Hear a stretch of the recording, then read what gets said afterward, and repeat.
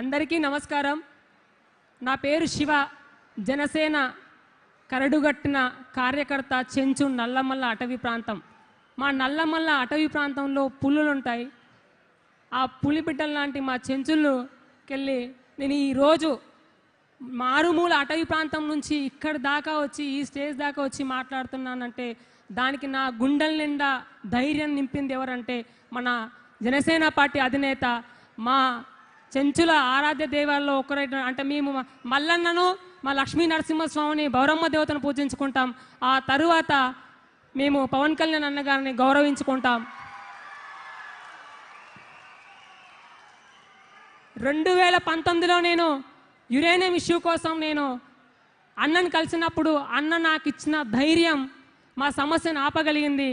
ఆ ధైర్యం వల్లే నేను గత 2019 నుంచి ఇప్పటిదాకా నేను సమస్యలపై పోరాడుతూ నాకు తోచిన విధంగా నేను సమస్యలకు పరిష్కారం చేసుకుంటున్నాను. ఆ పరిష్కార మార్గాన్ని వెతికేదానికి ముఖ్యమైన కారణం మన పవన్ కళ్యాణ్ అన్న. అన్నే కనుక నాకు ఆ ధైర్యాన్ని అండని ఇవ్వకపోతే నేను ఈరోజు ఈ స్థాయి దాకా వచ్చి మీ అందరి ముందు మాట్లాడేవాడిని కాదు. అందరు అంటారు తెలంగాణలో పార్టీ అంత బలంగా లేదు అని. ఎవరు చెప్పారు? నల్లమల్ల అటవీ ప్రాంతాల్లో గుడిసె మీద కూడా జనసేన జెండా ఎగురుతుంది.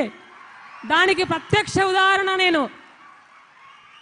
రాబోయే ఎన్నికల్లో కూడా తెలంగాణ పార్టీని తెలంగాణ నుంచి భవిష్యత్తు కాలంలో కూడా మాలాంటి వ్యక్తులు, మేము కాకుండా మాలాంటి వ్యక్తులు తెలంగాణ శాసనసభల్లో మన జనసేన పార్టీ తరపున, జనాల తరపున సమస్యల్ని లేవదీసి ప్రభుత్వం తరపున ప్రతి జనానికి అండగా ఉంటారనడానికి ఈరోజు పవన్ కళ్యాణ్ గారు నాకు ఇచ్చిన అర్హత ఏంటంటే అడవి నుంచి ఇక్కడి దాకా వచ్చి మాట్లాడేంత ధైర్యం. నేను ఒక అనామికుడిని. 2019 ముందు నన్ను ఎవరిని కలిసినా చిన్న పిల్లోడు, ఆడేవాడు, మాట్లాడే వ్యక్తులు ఈరోజు పోతే పలానా పార్టీ, పలానా జనసేన పార్టీ కార్యకర్త అని నన్ను గుర్తిస్తారు.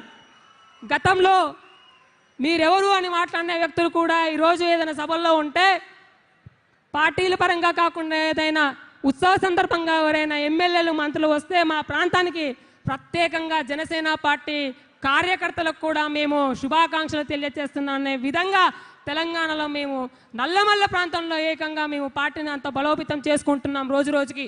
ఇప్పటికీ మా చెంచు యువత అన్నని ఆదర్శంగా తీసుకుంటూ అన్నతో మాకు ఫోటో దిగాలని ఉండదు, అన్నతో మేము కలిసి షేకండ్ ఇవ్వాలని ఉండదు.